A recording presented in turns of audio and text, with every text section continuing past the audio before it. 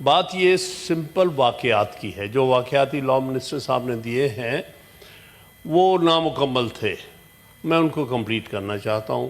ایک بات گزر گئی 2022 میں، کیا ہوا کیا نہیں ہوا اس وقت کے میں اس میں نہیں جانا چاہتا، وہ ایک کنٹروورشل ہے، آلریڈی اس پر سپریم کورٹ نے فیصلہ دیا ہوا. اب مسئلہ کہاں پر ہے؟ جو بات ہمارے لیڈر آف دی اپوزیشن نے پوائنٹ آؤٹ کی کہ مسلسل 1 سال گزر جانے کے باوجود ہمارے خیبر پختونخوا کی نمائندگی مکمل نہیں ہوئی.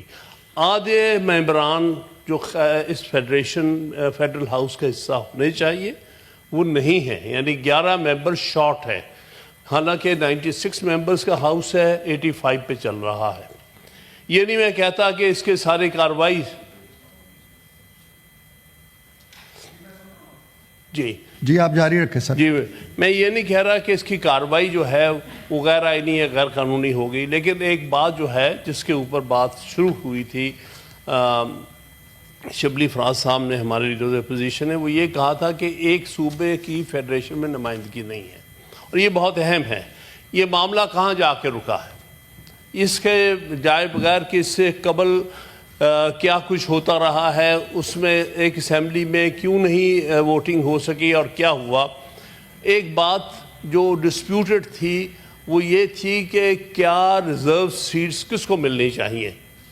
جو ریزرو سیٹ نہیں اس وقت تک ایلوکیٹ ہوئی تھی، اس میں الیکشن کمیشن نے ایک بڑا متنازع فیصلہ دیا تھا جس میں کہا تھا کہ ایک پارٹی کی جو سیٹیں ہیں وہ دوسری پارٹیز میں بانٹ دی جائیں، اور وہ بات جو تھی وہ بالکل آئین، قانون اور انصاف کے خلاف تھی. اس کے خلاف ہم پشاور ہائی کورٹ گئے تھے، پشاور ہائی کورٹ نے بھی ہماری پٹیشن مسترد کی تھی.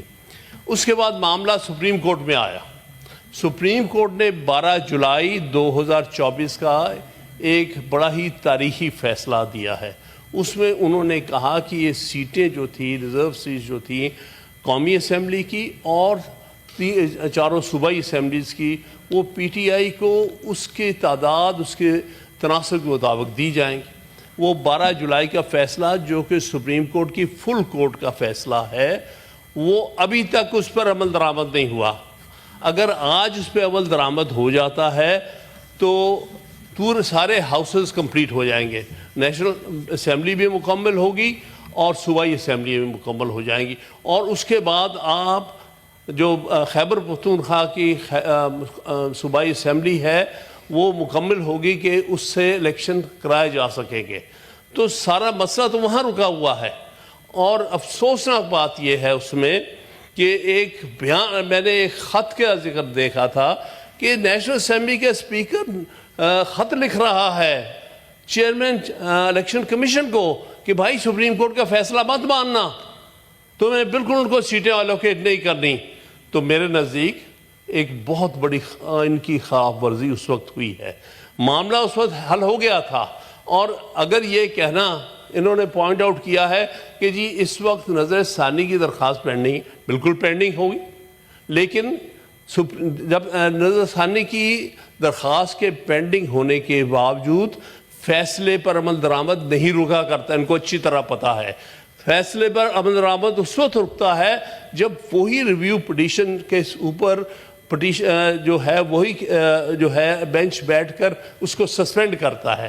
آج تک 12 جولائی کا فیصلہ سسپینڈ نہیں ہوا ہے، موجود ہے اپنی جگہ، اور اس فیصلے کے مطابق ان 4 اسمبلیوں میں ریزرو سیٹ جو ہے پی ٹی آئی کو اس کے تناسب مطابق ملنی چاہیے.